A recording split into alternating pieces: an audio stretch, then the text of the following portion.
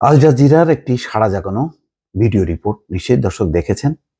যুক্তরাজ্যেই ৩৬০টি বাড়ির মালিক সাবেক ভূমিমন্ত্রী সাইফুজ্জামান চৌধুরী। এর মধ্যে এক বছরেই প্রায় ৮৯টা বাড়ি কিনছে। শেষের দিকে দর্শক ৩৬০টা যুক্তরাজ্যে বাড়ি, মানে শুধু যুক্তরাজ্যে, এবং অনুসন্ধানে আসছে তার মার্কিন যুক্তরাষ্ট্রে আছে, দুবাইতেও আছে। সেগুলি বাদ দিলাম, যুক্তরাজ্যেই ৩৬০টা বাড়ি। এটা কিন্তু অনেক আগে, যখন হাসিনা সরকার ক্ষমতায়, তখনই টিআইবি কিন্তু জানিয়েছিল, বলছিল যে তাদের হাতে দলিলপত্র আছে, এগুলো তদন্ত করা হোক, এগুলি কোথা থেকে কিনছে। সাইফুজ্জামান চৌধুরী জাভেদ বলছে যে এরা তো তার পৈতৃক ব্যবসা, সেই পৈতৃক ব্যবসা কোথা থেকে টাকা গেল, কোথা থেকে আসলো, তার ডিটেলসটা কোথায়। সে তো বাংলাদেশের মন্ত্রী ছিল, এমপি ছিল, তো জবাব দেবে না? নাকি ওইটা পৈতৃক ব্যবসা, ওইটা আলাদা হিসাব, ওটা আলাদা অ্যাকাউন্ট, তাই হবে কোনোদিন? তো এরকম বাংলাদেশের যদি ওই পাচারকারীরা সারা বিশ্বে শত শত কোটি টাকা বলে যে না ওইটা তো আলাদা, সুইজারল্যান্ডের হিসাব আলাদা, এখানে হিসাব আলাদা, এখানে যা যা আমার সেগুলো তো আমি জমা দিছি। হ্যাঁ, বলে যদি বলে জার্মানিতে আছে, দুবাইতে আছে, এখানে আছে, ওখানে আছে। এই টাকা কোথা থেকে? ইউসিবিএল কেন শেষ হলো? ইউসিবিএল এর টাকা কোথায়? কে খাইলো? কোথা থেকে আসলো? আর ভূমিমন্ত্রী সাইফুজ্জামান চৌধুরী এই যে একটার পর একটা বাড়ি কিনতেছে, শেষের দিকে পাগলের মতন বাড়ি কিনলো কেন? রহস্যটা কি? অন্তর্বর্তী সরকারের নজর কেন লন্ডনের দিকে? সেখানে আসলে প্রাণ ভোমরা লুকিয়ে আছে। এই প্রাণ ভোমরাটা কোথায় জানেন? রেহানার হাতে অথবা টিউলিপের হাতে। লন্ডনের কর্তৃপক্ষের মধ্যেও সন্দেহ সৃষ্টি হয়েছে, তারাও তদন্ত শুরু করছে।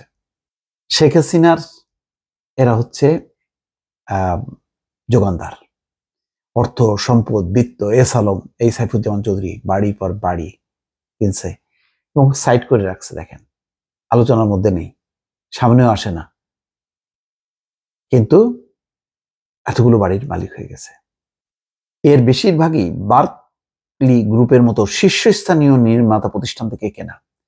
বার্কলি গ্রুপ মানে কত কোটি টাকা, তাহলে এত যদি ধনী থাকে তাহলে বাংলাদেশের এই অবস্থা কেন? বাংলাদেশে কেন মানুষের পকেটে টাকা নেই? জিনিসপত্রের দাম কেন হু করে বাড়ে? এত ধনী লোক থাকতে কয়টা ইন্ডাস্ট্রি আছে বাংলাদেশে?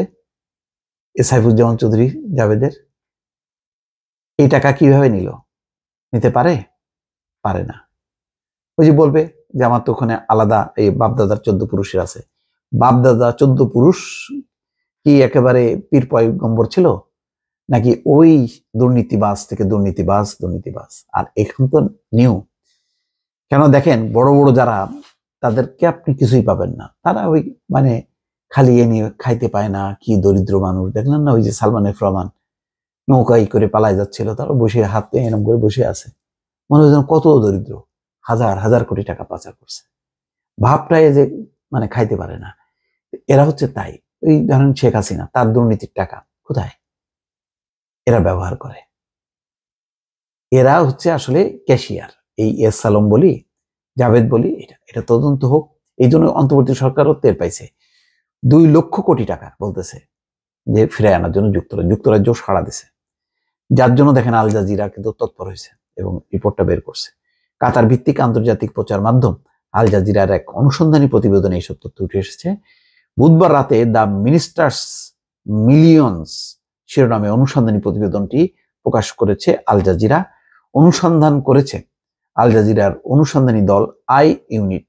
অসাধারণ। যেমন এর উপরে একটি রিপোর্ট করেছিল আজিজ, হ্যাঁ, all the prime ministers man, মনে আছে? তখন কত রকম আমাদের এই যে নাইম ভাইদের আহা, এটা কোনো রিপোর্টই না, এটা কোনো এই না, তা না, এই সমস্ত বলে চাপা দেওয়া হয়েছে। এখন দেখা গেলো যে এগুলি রিপোর্ট, তার ভিত্তিতেই অনেক কিছু বেড়ে আসতেছে।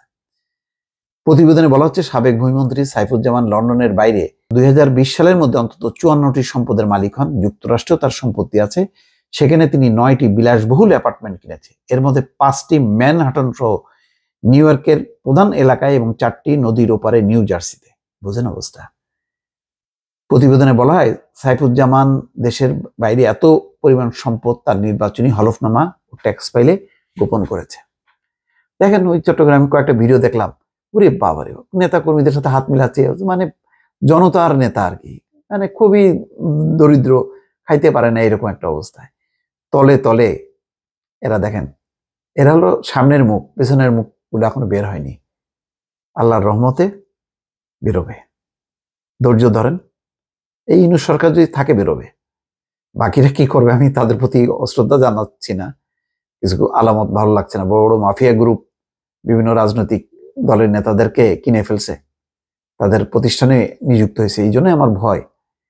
কিন্তু অন্তর্বর্তী সরকারের এই ওয়াহিদুদ্দিন মাহমুদ, সালাউদ্দিন আহমেদ, তারপর বাংলাদেশ ব্যাংকের গভর্নর ইউনূস সাহেব অত সোজা না তাদেরকে পারচেস করা।